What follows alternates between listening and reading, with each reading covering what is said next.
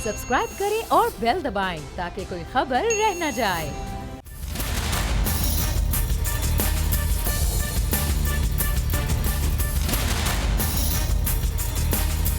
अस्सलामुअलैकुम। The special report with Mudassar Iqbal के साथ हाजिर खिदमत है।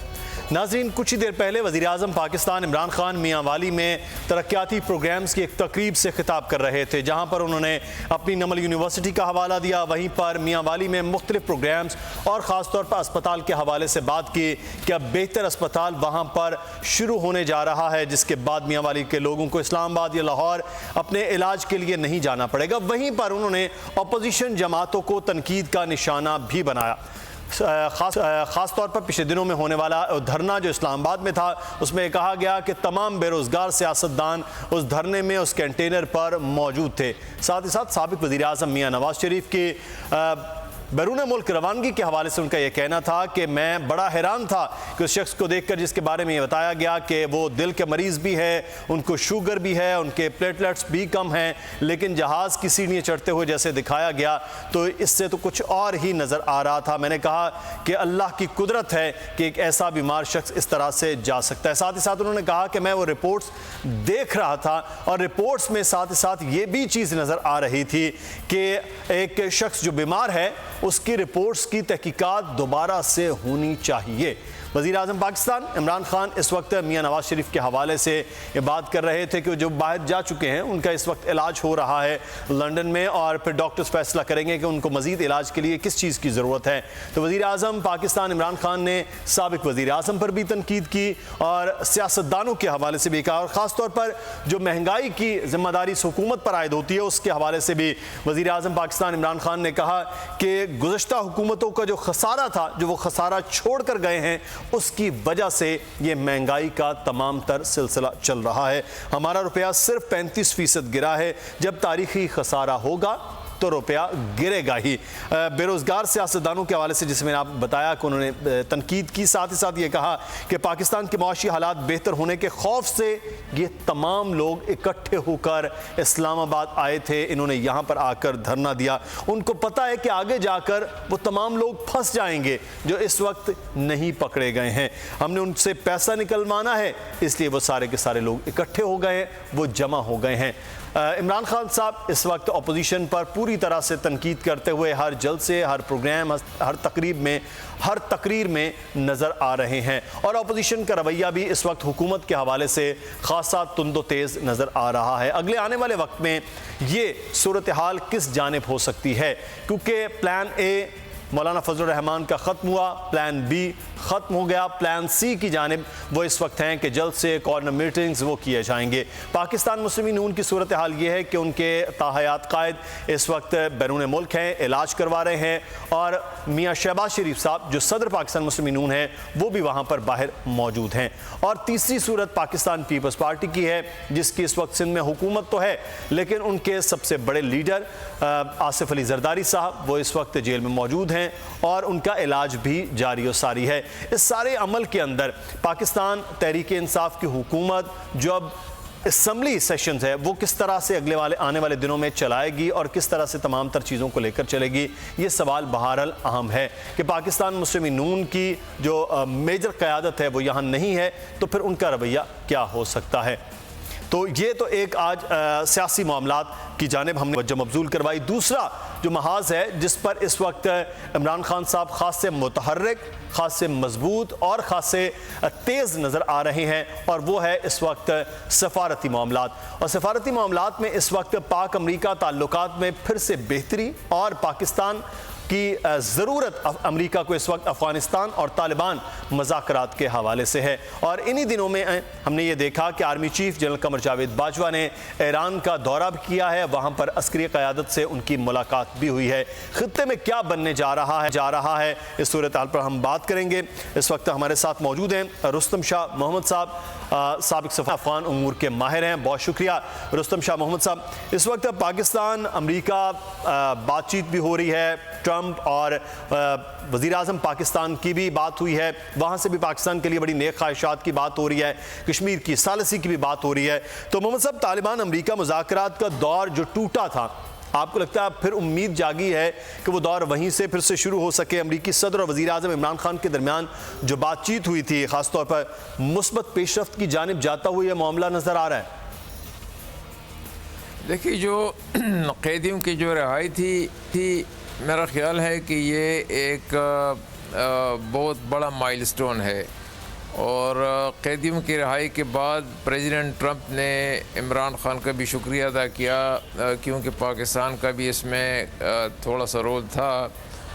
اگرچہ امریکنز اور طالبان آپس میں بات چیت کرتے رہے تھے قیدیوں کے حوالے سے، اور طالبان بھی چاہتے تھے کہ ان کے جو 3 قیدی ہیں جن میں انس حقانی بھی شامل ہے، جو سراج الدین حقانی کا چھوٹا بھائی ہے اور 4-5 سال سے وہ حراست میں تھے، اور امریکہ بھی چاہتا تھا کہ ان کا اور جو آسٹریلین پروفیسر ہیں کہ وہ دونوں ان کی رہائی جلد سے جلد عمل میں لائی جائے۔ تو اس سے ایک تو ذرا اعتماد کی فضا قائم ہو گئی ہے، دوسری بات یہ ہے کہ ایک بالکل نیا ایلیمنٹ انٹروڈیوس ہو گیا ہے، اور اب راہ ہموار ہو گئی ہے انٹرا افغان ڈائلاگ کے لیے، جو کہ پہلے طالبان بضد تھے کہ ہم افغان حکومت سے براہ راست کوئی بات نہیں کریں گے، لیکن اب لگتا یہ ہے کہ قیدیوں کے تبادلے کے بعد 2 چیزیں شاید ہو جائیں۔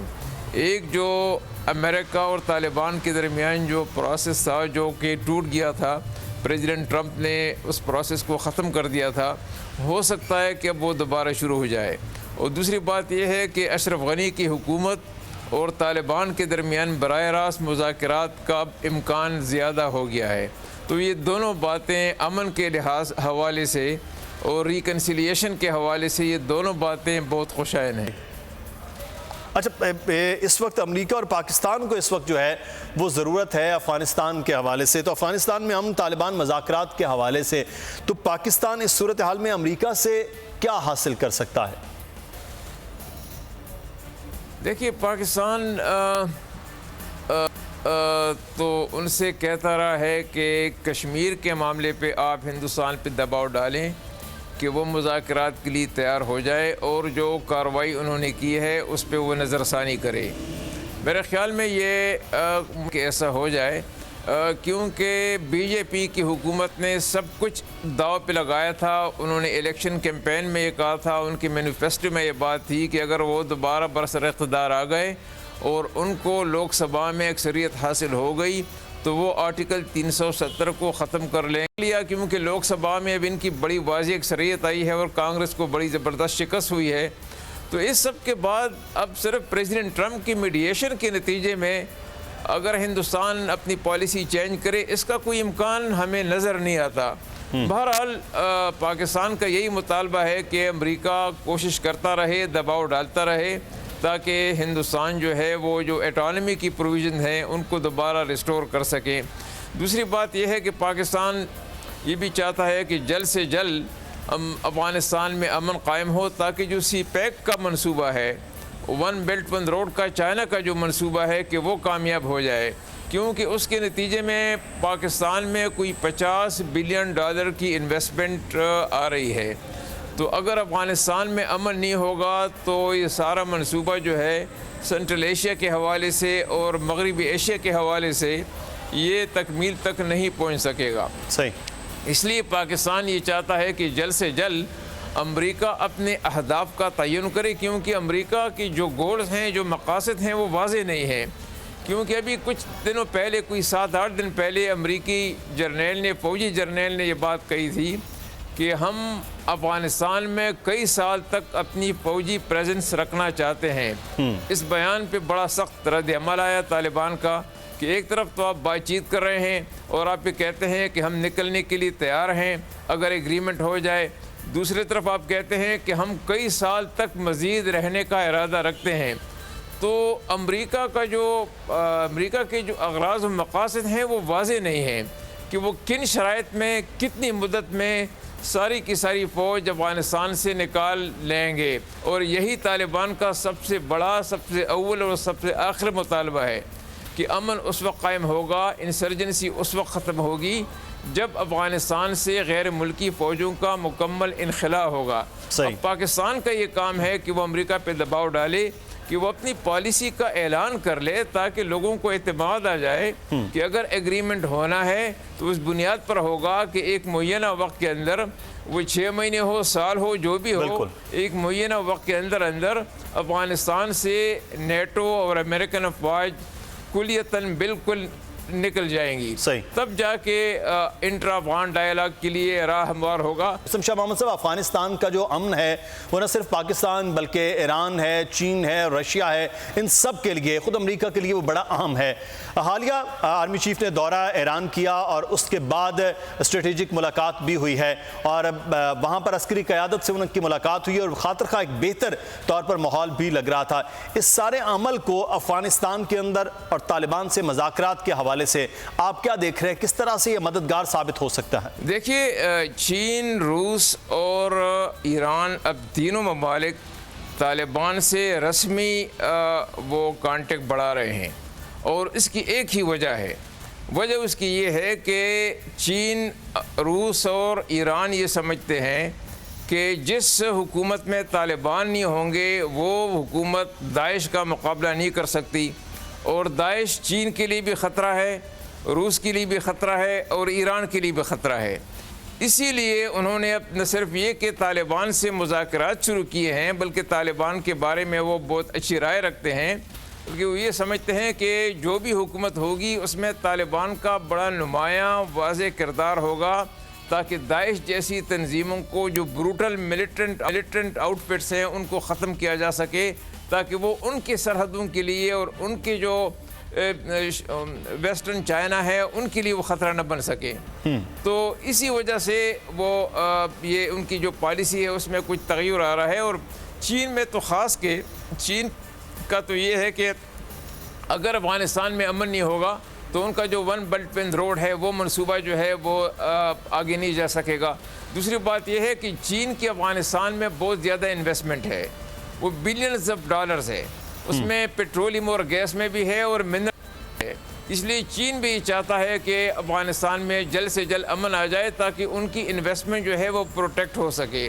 امریکہ کو یہ ڈر ہے کہ انخلاء کے بعد اگر وہ بالکل نکل جائے افغانستان سے تو چین اس علاقے میں، افغانستان میں اور اس علاقے میں ایک ڈومیننٹ پولیٹیکل، ملٹری اور اکنامک پاور بن کے ابھرے گا۔ لیکن یہ تو آخر کار ہونا ہے، ایک دن نہیں تو کل ہوگا، کل نہیں تو پرسوں ہوگا۔ تو امریکہ کو اب یہ تلخ حقیقت مان لینی چاہیے کہ چین ایک بڑا امپورٹنٹ پری ایمننٹ اکنامک، پولیٹیکل اور ملٹری پاور بن کے ابھر رہا ہے، اور سارے خطے میں جو ہے ان کا ایک رول ہوگا، امن کے حوالے سے بھی، اکنامک ڈیولپمنٹ کے حوالے سے بھی ایک رول ہوگا۔ اس لیے میں سمجھتا ہوں کہ چین کے جو کریڈینشل ہیں امن کے حوالے سے، طالبان اس کو بڑی قدر کی نگاہ سے دیکھتے ہیں، اور وہ یہ سمجھتے ہیں کہ چین اب بھی میڈیشن رول میں چین کو اب آنا چاہیے، پاکستان کے ساتھ ساتھ چین کو بھی اب جو میڈیشن کا رول ہے وہ دینا چاہیے، تاکہ وہ امریکہ کیونکہ بالکل یہ جو بڑے خطے کے ممالک رول اتنا ہی اہم ہے، اس رول کو امریکہ کو بھی اب تسلیم کرنا چاہیے۔ بہرحال افغانستان کے امن کے حوالے سے امریکہ کے لیے بھی یہ سب سے اہم ہے۔ بہت شکریہ رستم شاہ محمد صاحب ہمارے ساتھ موجود ہے، سابق سفارتکار۔ اور اب آگے بڑھیں گے، اور معاملہ ایک بڑا پیچیدہ، بہت ہی خوفناک ہے، اور وہ ہے حیدرآباد کے قریب کوٹری صنعتی زون کے حوالے سے 4 بڑی فیکٹریاں بند ہوئی ہیں، 8000 مزدور بے روزگار ہو گئے۔ صورتحال کیا ہے؟ بیورو ہیڈ حیدرآباد اس وقت عرفان ارائیں ہمارے ساتھ موجود ہیں۔ عرفان، کیا معاملہ ہے کہ فیکٹریاں بند ہوئیں اور مزدور کس حال میں اب؟ جی، ملک میں حکومتی معاشی پالیسی کے باعث جہاں صنعتیں بحران کا شکار ہیں، وہیں ڈالر کی بڑھتی ہوئی قیمت کی وجہ سے بھی بے روزگاری میں دن بدن اضافہ ہو رہا ہے۔ صنعتیں جس طریقے سے بند ہو رہی ہیں اسی طریقے سے بے روزگار ہونے والے افراد بھی پریشان ہیں۔ اس وقت ہم موجود ہیں کوٹری انڈسٹری میں، ہمارے ساتھ موجود ہیں سابق چیئرمین کاٹی آصف میمن صاحب۔ آپ بتائیے گا کہ اس وقت جو معاشی پالیسی ہے اس کی کیا صورتحال ہے اور لوگوں کی بے روزگاری کی شرح کتنی ہے؟ جی، اس وقت معاشی پالیسی کی صورتحال تو خاطر خواہ بہت خراب ہے، جس طرح آپ نے ذکر کیا ڈالر کی بڑھتی ہوئی صورتحال، ڈالر کافی ٹائم سے جو ہے بڑھ چکا ہے اور یہ ایکسپیکٹ کیا جا رہا تھا کہ امیجیٹلی جس طرح اس کو بڑھایا ہے اسی طریقے سے اس کو تھوڑا تھوڑا گریجولی کر کے نیچے لے کر آئیں گے، اور یہ پچھلے کوئی 10-15 دن میں تھوڑا سا نیچے آیا ہے، لیکن اس وقت جو ڈالر کی صورتحال ہے اور شرح سود کی جو صورتحال ہے اس کی وجہ سے انڈسٹریز خاطر خواہ مسائل کا شکار ہیں۔ اس سے یہ مسائل ہیں کہ ڈالر کے بڑھنے کی وجہ سے صرف وہ چیزیں مہنگی نہیں ہوتی جو امپورٹ ہو رہی ہوتی ہیں، وہ چیزیں بھی مہنگی ہو جاتی ہیں۔ بیٹری کی صنعت سے آپ وابستہ ہیں تو اس وقت حیدرآباد کی صورتحال یہ ہے کہ صنعتی مزدور جو ہیں وہ بے روزگار بیٹھے ہوئے ہیں، 4 بڑی فیکٹریاں بند ہو گئی۔ بہت شکریہ عرفان ارائیں، بیورو ہیڈ حیدرآباد، ہمیں تفصیلات سے آگاہ کر دیں۔ ہمیں ایک بریک لینا ہے، بریک کے بعد واپس آئیں گے۔ 110 روز گزر چکے ہیں کشمیر کی صورتحال پر، اور صدر آزاد کشمیر سردار مسعود احمد صاحب ہمارے ساتھ ہوں گے، ان پر بات کریں گے۔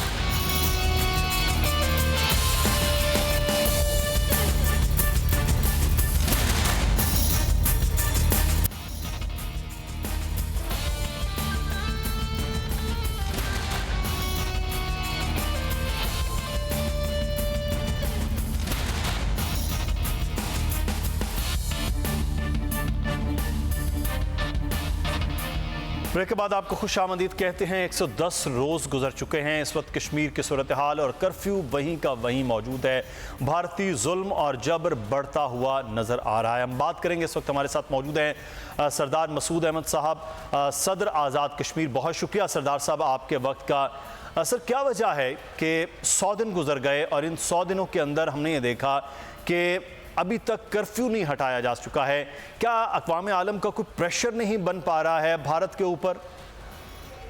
بنیادی وجہ تو یہ ہے کہ جو مغربی طاقتیں ہیں یا اور دوسری طاقتیں ہیں، ان کے ہندوستان کے ساتھ معاشی اور اسٹریٹجک مفادات وابستہ ہیں، جس کی وجہ سے وہ اس کے اوپر دباؤ نہیں ڈال رہی ہیں۔ اور دوسرے یہ کہ ہندوستان نے ایک جھوٹی کہانی گھڑ کے دنیا کو سنائی ہے۔ وہ یہ کہہ رہے ہیں کہ جی وہ وہاں حالات کو معمول پہ لانے کی کوشش کر رہے ہیں، اور اس طریقے سے جو انہوں نے اقدامات کیے ہیں، غیر قانونی اقدامات کیے ہیں، اس کی وجہ سے کشمیریوں کی معاشی صورتحال بہتر ہوگی، اور اس کے علاوہ یہ ہے کہ وہاں امن اور آشتی کی فضا بحال ہوگی۔ تو یہ بالکل باتیں ساری کی ساری غلط ہیں، یہ بنیادی وجہ ہے۔ دوسری وجہ یہ میں بتاتا ہوں کہ اس وقت جو بین الاقوامی ادارے ہیں جن کی یہ ذمہ داری بنتی ہے کہ کشمیر میں نسل کشی اور بربریت کو روکا جائے، وہ کچھ بھی نہیں کر رہے ہیں۔ خاص طور سے اقوام متحدہ کی سلامتی کونسل یا جنرل اسمبلی، وہ بالکل خاموش ہیں۔ ایک اجلاس انہوں نے کیا تھا سلامتی کونسل کی درخواست پر، یہ 16 اگست کو کیا تھا، اس کے بعد سے کوئی اجلاس نہیں ہوا، حالانکہ اقوام متحدہ کے چارٹر کے مطابق سلامتی کونسل کی یہ ذمہ داری بنتی ہے کہ وہ جو مقبوضہ کشمیر، مقبوضہ جموں و کشمیر میں جو نسل کشی ہو رہی ہے اس کے خلاف کارروائی کرے اور وہاں مداخلت کرے۔ اور ہندوستان آئے دن جو جنگ کی دھمکیاں دے رہا ہے، اور وہ یہ کہہ رہا ہے کہ آزاد کشمیر کے اوپر حملہ کرے گا، پاکستان کے اوپر حملہ کرے گا، اور مقبوضہ کشمیر کے اوپر تو اس نے حملہ کر ہی دیا ہے، تو اس سے امن اور سلامتی کو خطرہ ہے۔ اس کے لیے جو سلامتی کونسل اپنا کردار ادا نہیں کر رہی۔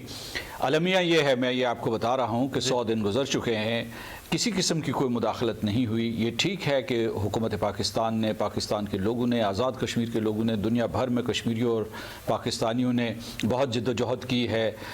پاکستان کے وزیر اعظم جنرل اسمبلی میں گئے تھے، وہاں جو مینہٹن میں ایک فقید المثال مظاہرہ ہوا تھا، اور ساری دنیا میں مظاہرے ہوئے ہیں، لوگوں نے یوم سیاہ بھی بنایا 27 اکتوبر کو، لیکن جو فیصلہ کرنے والے ادارے ہیں انہوں نے مداخلت نہیں کی، اور اس طریقے سے ہندوستان کے جرائم آپ کہہ رہے ہیں فیصلہ جو ادارے ہیں وہ نہیں کچھ کر رہے، تو سردار مسعود صاحب کیا ہم مظلوموں کی چیخیں کم ہیں؟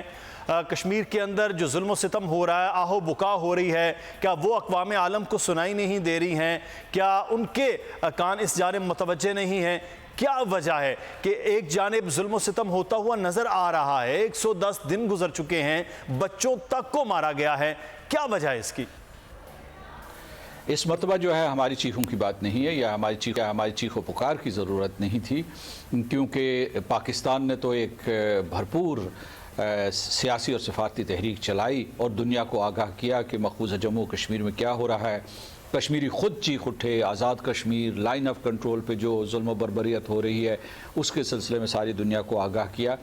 تو یہ مسئلہ نہیں ہے اس مرتبہ، جیسا کہ میں نے کہا کہ ہماری چیخ و پکار کی آوازیں دنیا سنے نہ سنے، جو مغربی میڈیا ہے، جو انٹرنیشنل میڈیا ہے، یا جو وہاں کے پارلیمنٹیرینز ہیں، ان میں سے کچھ جو ہے آزاد کشمیر بھی آئے تھے، پاکستان آئے تھے، اور اس کے بعد یورپین پارلیمنٹ، برطانوی پارلیمنٹ، امریکی کانگریس کے جو سرکردہ ان کے ارکان ہیں، انہوں نے صدائے احتجاج بلند کی ہے، اور تمام پابندیوں کے باوجود، جموں و کشمیر میں ہندوستان کی عائد کردہ تمام پابندیوں کے باوجود لوگوں نے مواد اکٹھا کیا ہے، حقوق انسانی کی خلاف ورزی کی، نسل کشی کی، اس کے علاوہ جنگی جرائم کی، اور اپنے لوگوں کو پیش کر دی ہیں، اپنی حکومتوں کو پیش کر دی ہیں، اور وہ لوگ مجھے یقین ہے کہ ٹیلی ویژن دیکھتے ہیں اور اخبار پڑھتے ہیں، اور اس کے بعد جو ان کے سفارت خانے ہندوستان میں موجود ہیں، یہاں خطے میں موجود ہیں، تو یہ نہیں کہ اس مرتبہ ہم نے کوئی ثبوت دینا ہے، ہم نے کوئی شہادت دینی ہے۔ سردار صاحب، آپ کی کہ وہاں پر سلامتی کونسل میں اگست کے بعد کوئی اجلاس نہیں ہوا،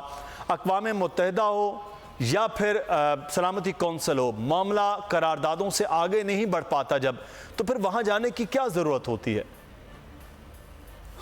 آپ درست کہہ رہے ہیں، لیکن چونکہ جموں و کشمیر کے لوگ اور پاکستان کے لوگ ایک سیاسی اور سفارتی حل چاہتے ہیں، ہم یہاں خطے میں جنگ نہیں چاہتے، اس لیے ہمیں یہ مسلسل کوشش جاری رکھنی چاہیے اور سلامتی کونسل کی خاموشی کو توڑنا چاہیے۔ وہاں ہمارے مستقل مندوب ہیں، یہاں دفتر خارجہ ہے، حکومت پاکستان ان سے رابطے میں ہے۔ ہماری پہلی ترجیح جو ہے وہ سلامتی کونسل ہے کہ سلامتی کونسل اس سلسلے میں اقدامات کرے، اور لیکن یہ بھی میں آپ کو بتاؤں کہ میں ایک اور چیز کی طرف آپ کو اشارہ کرنا چاہتا ہوں کہ جو دنیا کا نظام ہے، جو لبرل ورلڈ آرڈر تھا، جس کے تحت دوسری جنگ عظیم کے بعد اقوام متحدہ وجود میں آئی، یہ نظام ٹوٹ پھوٹ چکا ہے، بلکہ جو اس مرتبہ جو ستمبر میں اجلاس ہوا تھا اس کا جنرل اسمبلی کا، اس میں کلائمیٹ چینج کے اوپر بات ہوئی، سسٹینیبل ڈیولپمنٹ کے اوپر بات ہوئی، لیکن مسئلہ کشمیر کے اوپر بات نہیں ہوئی۔ ٹھیک ہے، پاکستان نے کی، 4 ہمارے حلیف ممالک نے کی، لیکن یہ ہے کہ وہ جو بڑی تعداد تھے ان کشمیر کے سلسلے میں بات نہیں کی، اور سلامتی کونسل نے کوئی اجلاس طلب نہیں کیا۔ اس لیے میں یہ کہہ رہا ہوں کہ وہ نظام جو دوسری جنگ عظیم کے بعد بنایا گیا تھا وہ منہدم ہو رہا ہے، اور یعنی آپ نے بالکل درست کہا، آپ کے سوال میں جواب چھپا ہوا ہے کہ ہم جو ہے سیاسی اور سفارتی حل چاہتے ہیں، اور ہم چاہتے ہیں ہندوستان سے 2 طرفہ مذاکرات ہوں، اور ہندوستان مذاکرات کرنے کے لیے تیار نہیں، کہتا ہے کہ یہ یک طرفہ معاملہ ہے۔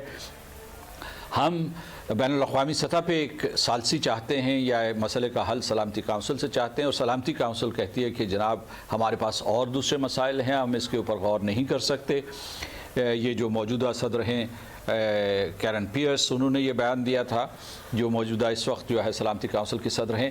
تو یعنی جو پاکستان کے لوگ ہیں اور آزاد کشمیر کے، مقبوضہ کشمیر کے لوگ، ہم سفارتی ایوانوں کے دروازے کھٹکھٹا رہے ہیں، لیکن کوئی دروازہ کھولنے کے لیے تیار نہیں ہے۔ اچھا، مجبوراً یہ ہو رہا ہے، یہاں جو ہے پورے پاکستان میں آزاد کشمیر اور جموں و کشمیر میں جو ہے غم و غصہ ہے، نوجوان کہہ رہے ہیں کہ یہ سیاسی اور سفارتی ذرائع کامیاب نہیں ہوں گے، ہمیں تو ایک جنگ لڑنی ہوگی اور اپنے بہنوں اور بھائیوں کو آزاد کروانا ہوگا۔ یہ بھی میں آپ کو بتاؤں کہ ہندوستان جو ہے یہ چھپانے کی کوشش کر رہا ہے کہ مقبوضہ جموں و کشمیر میں 5 اگست کے بعد کسی قسم کی مزاحمت نہیں ہے۔ ہزاروں مزاحمتی ڈیمنسٹریشنز، مظاہرے ہو چکے ہیں، لوگ گھروں سے باہر آئے ہیں، خاص طور سے بچے باہر آئے ہیں، اور یہ بھی میں آپ کو بتاؤں کہ انہوں نے بچوں نے اور جو ٹین ایجرز ہیں، انہوں نے اپنا کمانڈ اینڈ کنٹرول سسٹم بنا کے خاردار جھاڑیاں جو ہے اپنی آبادیوں کے خاردار جھاڑیاں یا خاردار تاریں کہیں سے لے کر اپنے نیبرہڈز کے ارد گرد لگائی ہوئی ہیں۔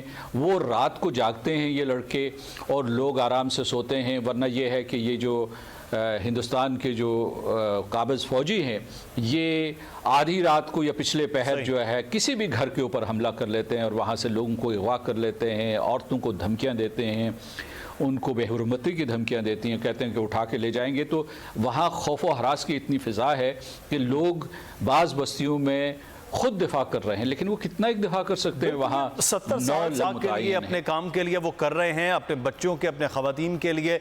سردار صاحب، میں آخر میں آپ سے یہ جاننا چاہوں گا، بحیثیت صدر آزاد کشمیر، بحیثیت کشمیری، آپ پاکستانی عوام، پاکستانی حکومت کی سفارتی کوششوں سے کتنا مطمئن ہیں؟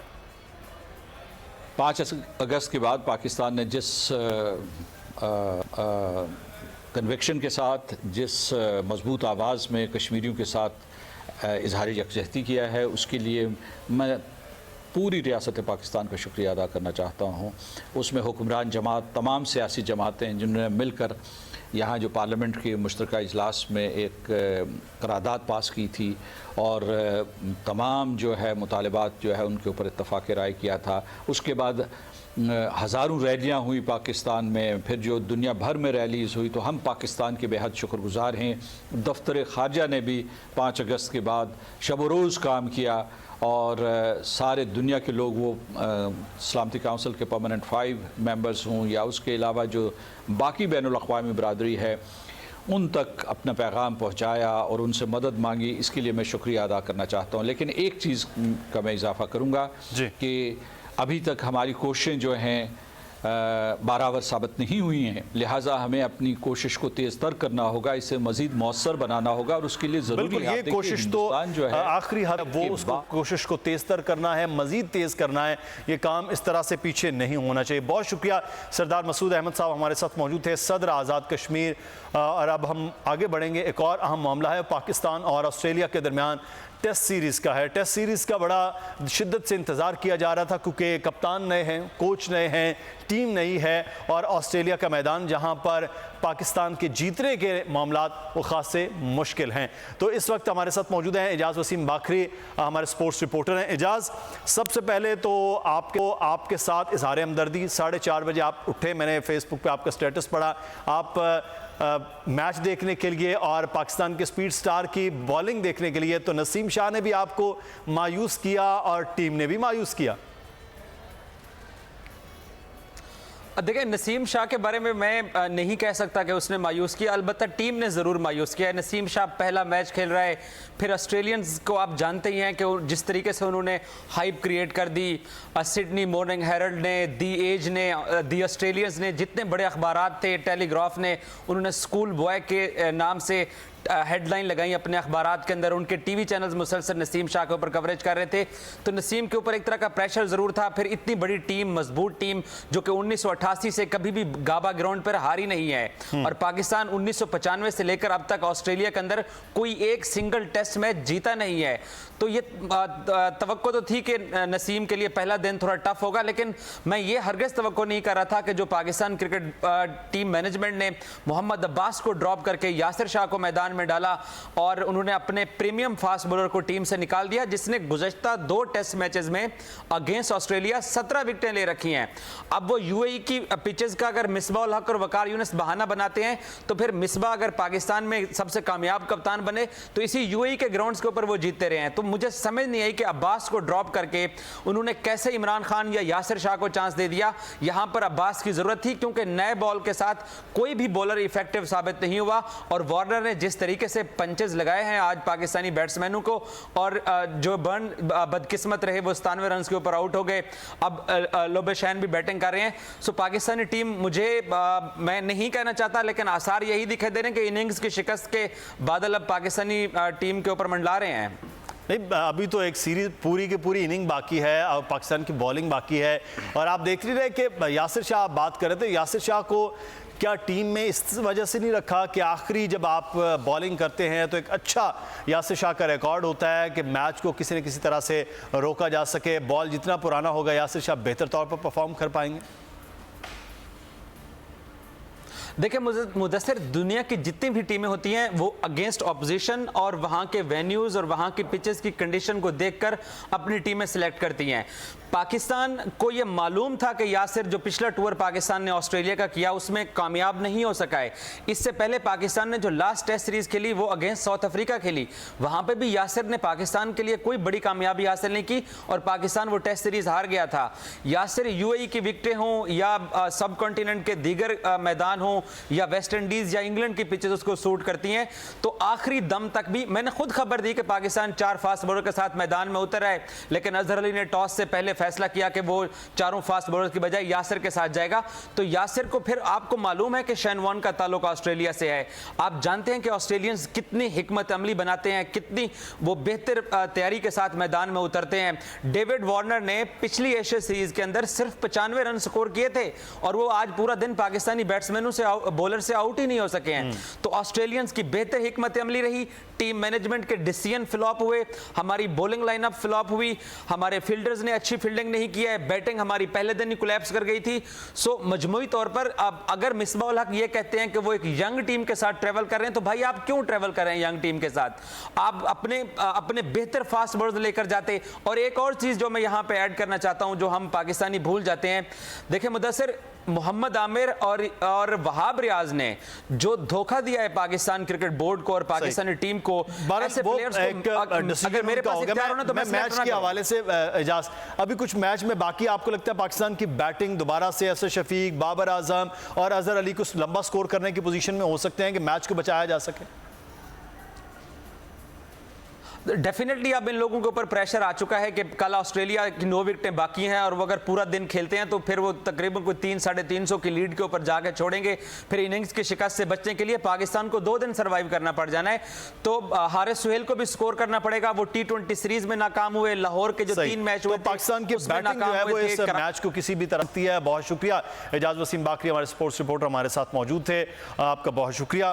और अहम खबर से आपको आगाह करते चलें, वज़ीर आज़म पाकिस्तान इमरान खान ने कोर कमेटी का इजलास बुला लिया है। ज़राए के मुताबिक कोर कमेटी इजलास इतवार को बनी गाला में होगा। ज़राए बता रहे हैं कि कोर कमेटी मुआशी और सियासी सूरत हाल का जायज़ा लेगी। अपोजिशन के एहतजाज का मामला भी ज़ेरे गौर आएगा। आम खबर से आपको आगाह कर रहे हैं, कोर कमेटी का इजलास इतवार के रोज़ बनी गाला में हो रहा है। वज़ीर आज़म पाकिस्तान इमरान खान ने इस कोर कमेटी का इजलास बुलाया है। मुल्क की मुआशी सूरत हाल और सियासी सूरत हाल से निमटने के लिए कोर कमेटी का इजलास इतवार को बनी गाला में हो रहा है।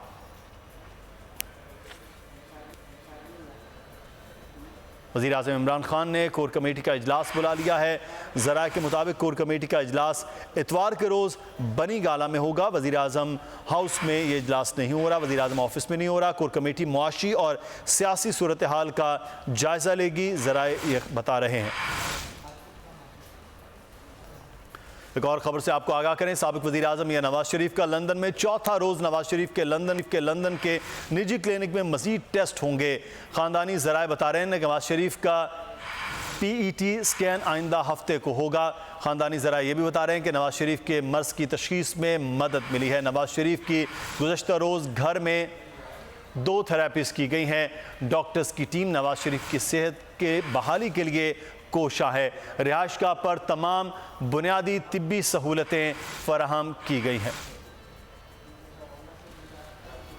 और प्रोग्राम से मुदस्सिर इकबाल को इजाज़त दीजिए। अल्लाह हाफ़िज़।